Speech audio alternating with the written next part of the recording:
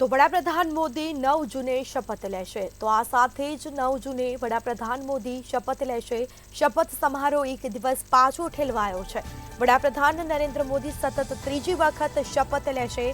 રાષ્ટ્રપતિ ભવનમાં શપથ સમારોહ યોજાઈ શકે છે, જેમાં પડોશી દેશના વડાઓને પણ આમંત્રણ આપવામાં આવ્યા છે।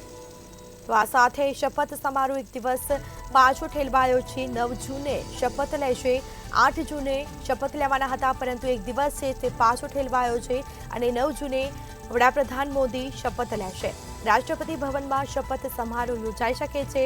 આ સાથે પડોશી દેશના વડાઓને પણ આમંત્રિત કરવામાં આવ્યા છે, તેઓને પણ આમંત્રણ આપવામાં આવ્યું છે। તો રાષ્ટ્રપતિ ભવનમાં શપથ સમારોહ યોજાઈ શકે છે। વડાપ્રધાન નરેન્દ્ર મોદી સતત ત્રીજી વખત શપથ લેશે। તો વડાપ્રધાન મોદી 9 જૂને શપથ લેશે। શપથ સમારોહ એક દિવસ પાછો ઠેલવાયો। વડાપ્રધાન નરેન્દ્ર મોદી ત્રીજી વખત શપથ લેશે। આ સાથે પડોશી દેશના વડાઓને પણ આમંત્રિત કરવામાં આવ્યા છે, તેઓને પણ આમંત્રણ આપવામાં આવ્યું છે।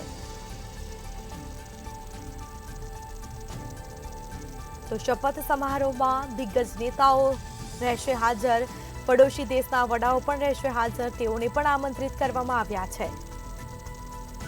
તો વડાપ્રધાન મોદી 9 જૂને શપથ લેશે।